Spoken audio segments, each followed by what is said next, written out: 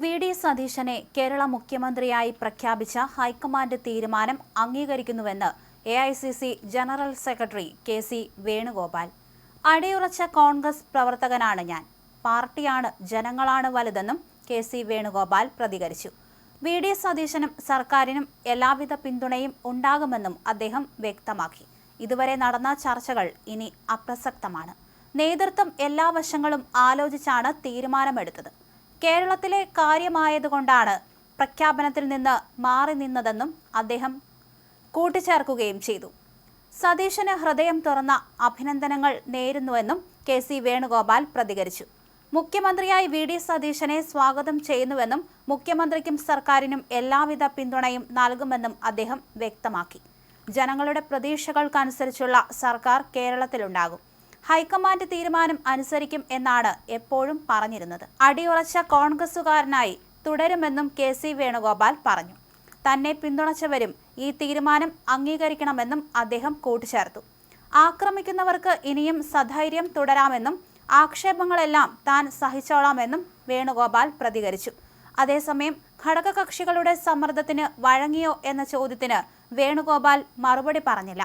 അതേസമയം മുഖ്യമന്ത്രി സ്ഥാനത്തേക്ക് പരിഗണിക്കാത്തതിൽ മുതിർന്ന കോൺഗ്രസ് നേതാവും മുൻ പ്രതിപക്ഷ നേതാവുമായ രമേശ് ചെന്നിത്തല കടുത്ത അതൃപ്തിയിലാണെന്നാണ് സൂചന.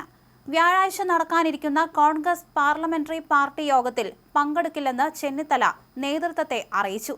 സീനിയോറിറ്റി പരിഗണിച്ചില്ലെന്നാണ് ചെന്നിത്തലയുടെ പരാതി. മുഖ്യമന്ത്രി പ്രഖ്യാപനത്തിന് പിന്നാലെ രമേശ് തിരുവനന്തപുരം വഴുതക്കാട്ടെ വീട്ടിൽ നിന്ന് പുറത്തേക്ക് പോയി. വി.ഡി. സതീശനെ മുഖ്യമന്ത്രിയായി പ്രഖ്യാപിക്കുന്നതിന് മുമ്പ് ഹൈക്കമാൻഡ് പ്രതിനിധികൾ രമേശ് ചെന്നിത്തലയുമായി സംസാരിച്ചുവെന്ന് വിവരമുണ്ട്. രാഹുൽ ഗാന്ധിയും അദ്ദേഹവുമായി സംസാരിച്ചുവെന്നാണ് സൂചന. രാഹുലുമായുള്ള സംഭാഷണത്തിലും അതൃപ്തി വ്യക്തമാക്കിയെന്നാണ് വിവരം.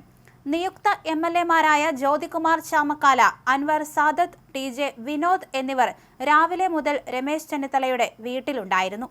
ചെന്നിത്തല അതൃപ്തിയിലാണെന്ന വാർത്ത ജ്യോതികുമാർ ചാമക്കാല നിഷേധിച്ചു.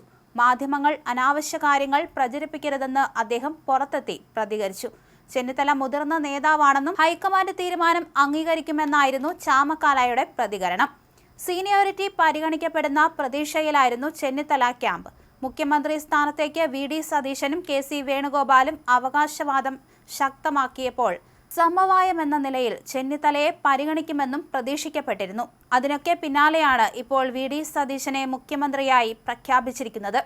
എന്തായാലും നീണ്ട ദിവസത്തെ കാത്തിരിപ്പിന് ശേഷമാണ് കേരളത്തിലെ മുഖ്യമന്ത്രിയെ ഇപ്പോൾ പ്രഖ്യാപിച്ചിരിക്കുന്നത്.